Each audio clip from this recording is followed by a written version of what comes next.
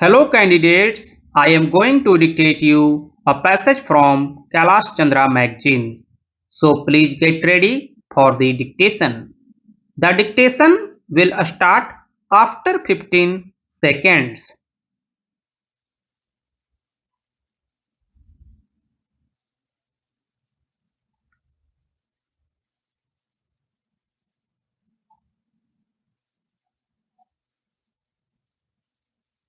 Mr. Deputy Chairman, the generous support which the honorable members of this House have been good enough to accord to this measure is a source of courage and a strength to me, but it is equally a source of embarrassment because I do not consider this bill to be the end of the process.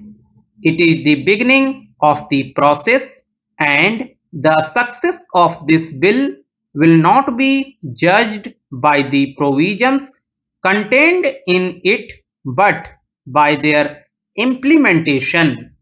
I feel that today I am being put on trial, and if I am deserving any appreciation or praise, it will be on the day when I make a success of this bill. Now, from the debate that has been held in this House, I have a feeling that there is not a very correct appreciation of the scope of this bill. I made an attempt to explain the scope of the bill in my opening speech, but it must be due to my fault that I could not fully bring home to the honorable members the scope of this bill. This bill presents only a part of an integrated picture which was drawn up by the Rural Credit Survey Committee. The financing or the credit part of it has been entrusted to the Reserve Bank. Some honorable members have mentioned that there is no provision for the creation of the land mortgage banks. I submit that there should have been no provision for the creation of the land mortgage banks because that is the credit side which has been handled by the Reserve Bank. It does not need any legislation.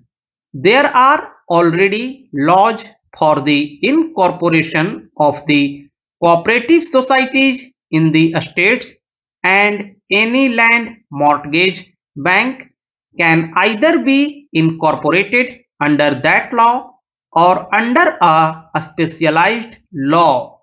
Some honorable members have mentioned that there is no mention of regulated markets in it. Honorable members would be aware that markets and fairs form part of entry 28 on the state list. The Union Parliament is not competent to legislate about regulated markets, and despite the recommendations of the Rural Credit Survey Committee, we felt that we cannot legislate about them. They have therefore been left out. More than one honorable member has said that there is no provision for education of officials and others who will be handling the cooperative societies.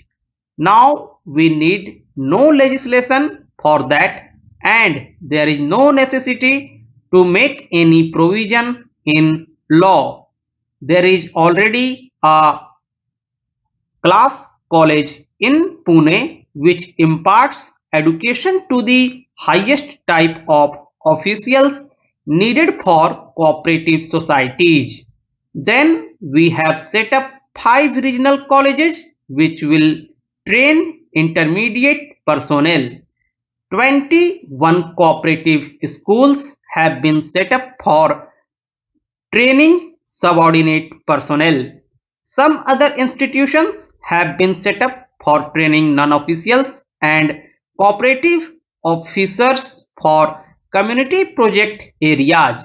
We did not feel that it was necessary to make any provision in this law. Nonetheless, I am fully alive to the importance of having properly trained staff for running the cooperative societies. Honorable members would be aware that a committee has been set up for training the cooperative personnel. That committee has been constituted by the Ministry of Food and Agriculture and the Reserve Bank because these are the two institutions which would need those trained personnel. I also agree that one of the causes of the failure of the cooperative movement in the past has been the want of properly trained personnel. We are not going to repeat that mistake, and let me assure the honorable members that we propose to lay the highest emphasis on the training of the officials as also of the non-officials in the cooperative principles. I am fully conscious of the fact that the cooperative institutions which we propose to set up either under this act or which are going to be set up by the Reserve Bank or by the state government can be a success only when a proper climate has been created, and for that purpose the cooperation of the non-officials who have been initiated into the principles of cooperation, who have a faith and belief in those principles is indispensable, and therefore our scheme of training also includes training of the non-officials in the principles of cooperation.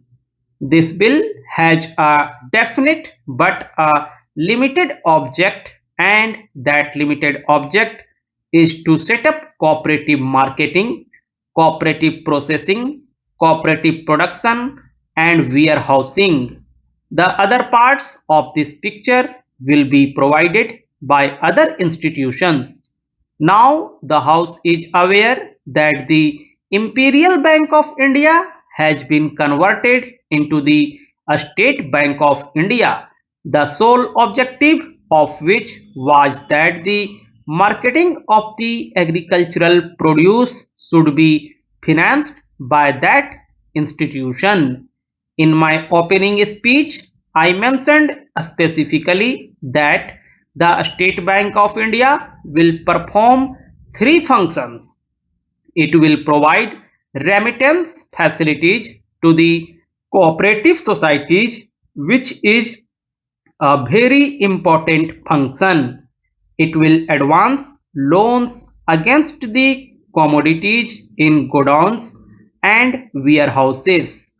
It will also accept the warehouse receipts and advance monies against them. Financing will be done by the State Bank of India, which has got sufficient resources, which is an expanding institution and which is going to set up a large number of branches and which will do the financing. So far as the capital structure of the Central Warehousing Corporation is concerned, we have purposely kept the limit of the subscribed capital at a comparatively low level. The authorized capital is rupees 20 crores and the issued capital would be rupees 10 crores. Honorable members will kindly refer to clause 37 of the bill, which is the key clause so far as the financing part of it is concerned. The Central Warehousing Corporation will borrow money through bonds to the extent of 10 times their subscribed capital.